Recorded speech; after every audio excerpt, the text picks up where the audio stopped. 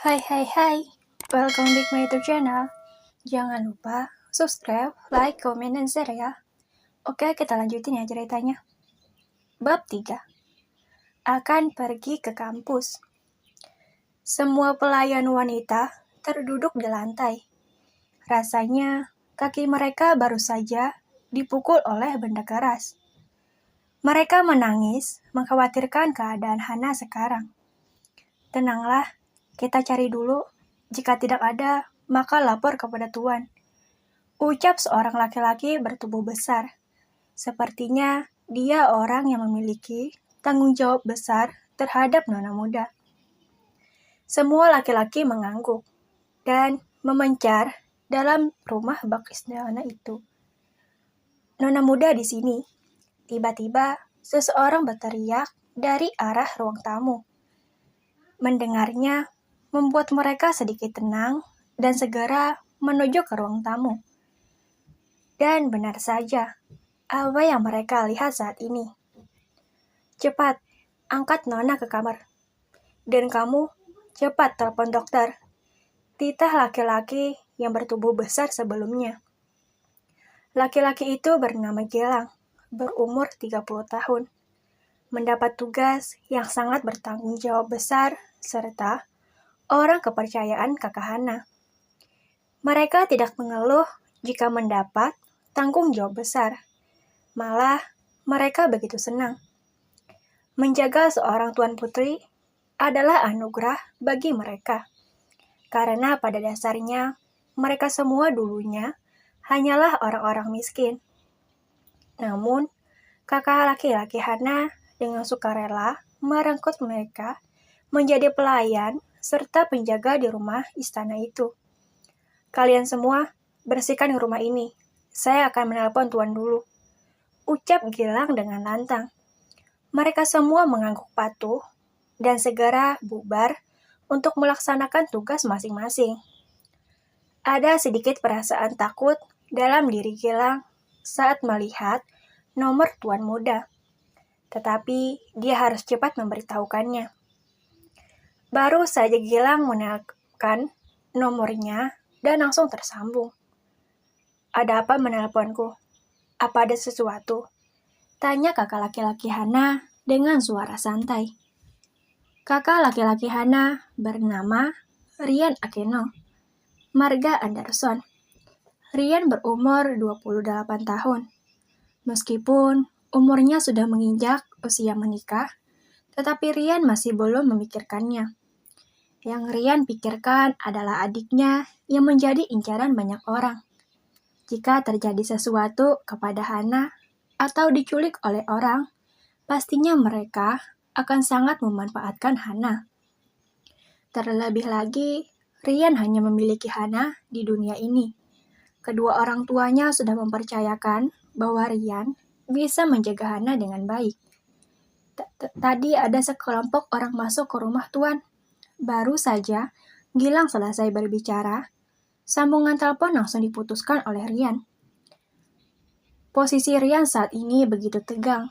Dia dengan cepat berlari keluar dari hotel dan berniat pergi ke bandara. Jam sudah menunjukkan pukul 9 malam. Dan Rian berangkat dengan jet pribadi. Hatinya tidak tenang saat mendengar bahwa ada sekelompok orang yang mampu menerobos rumahnya. Untunglah, perjalanannya hanya memakan waktu 8 jam. Jika kejadian itu siang hari, mungkin perjalanan yang akan ditempuh Rian sekitar 20 jam. Karena sebelumnya, Rian berada di Amerika Serikat. Di dalam mobil, Rian menelpon anak buahnya untuk melakukan sesuatu terlebih dahulu sebelum dia tiba di rumah. Lakukan segera, jangan sampai ada yang selamat. Itu adalah kata penutupan yang diucapkan oleh Rian. Dia pun mematikan sambungan telepon. Tangannya terus saja mengepal kuat, berjanji tidak akan melepaskan orang yang sudah menerobos rumahnya. Sedangkan di sisi lain, mobil hitam tengah melaju dengan cepat setelah meninggalkan pekarangan rumah Anderson. Ya, mobil itu milik Han, mobil hitam tersebut dikendarai sendiri olehnya. Sedangkan anak buahnya sudah terpisah sesuai dengan perintahnya.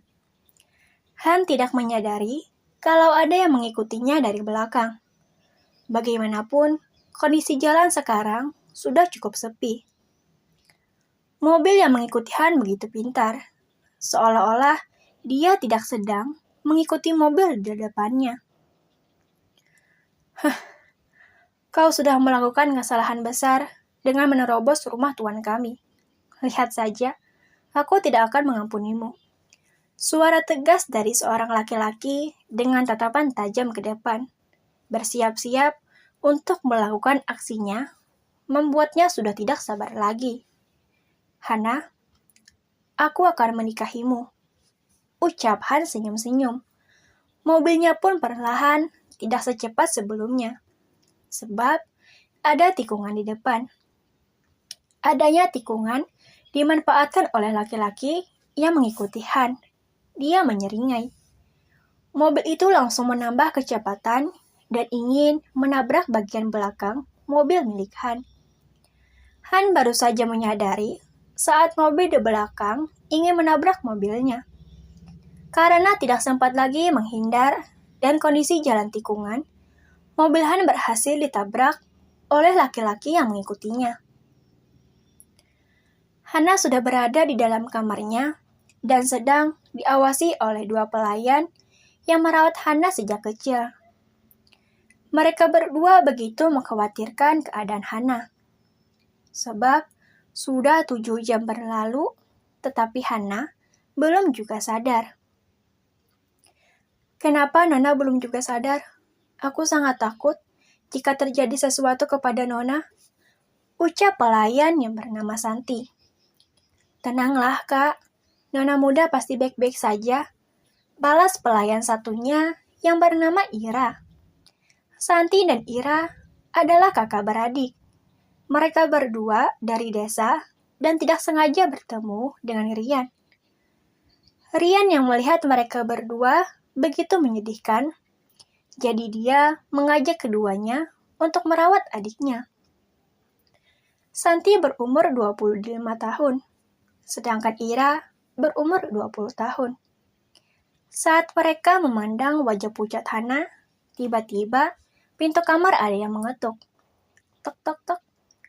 Ketukan pintu itu membuat mereka terkejut karena sudah bisa menebak siapa yang datang. Dengan segera, Ira membuka pintunya. Tuan, ucap Ira gelagapan sambil membungkuk. San, bagaimana keadaan Nona? Tanya Rian yang langsung saja menghampiri tempat tidur Hana. Menjawab, Tuan, Nona muda masih belum sadarkan diri sejak kejadian itu. Jawab Santi dengan tenang. Namun, sejujurnya, hati Santi begitu sangat ketakutan saat menjawabnya. Santi sudah diajarkan untuk bersikap tenang jika menjawab apa yang ditanyakan oleh Rian. Jika Santi gelagapan seperti Ira, maka akan mendapat hukuman. Kalian istirahatlah, suruh Rian setelah melihat Ira yang sesekali menguap. Baik, Tuan. Santi pun menarik pergelangan tangan Ira dan membawanya keluar. Tak lupa, pintu kamar Santi tutup. Tersisa Rian dan Hana. Rian memandang Hana dengan sendu. Dia sangat khawatir jika terjadi sesuatu kepada adik tersayangnya. Sepasang mata yang sebelumnya tidak terlihat sedih, sekarang sepasang mata itu sudah menangis. Rian tidak ingin orang lain melihat kesedihannya, apalagi sampai melihatnya menangis seperti sekarang. Digenggamnya tangan Hana dengan erat dan menciumnya. Adik, cepatlah bangun. Kakak berjanji akan memperlihatkan bagaimana dunia luar. Lirih Rian. Telepon Rian berdering dan segeralah dia mengangkat teleponnya. Baguslah, jika sudah beres.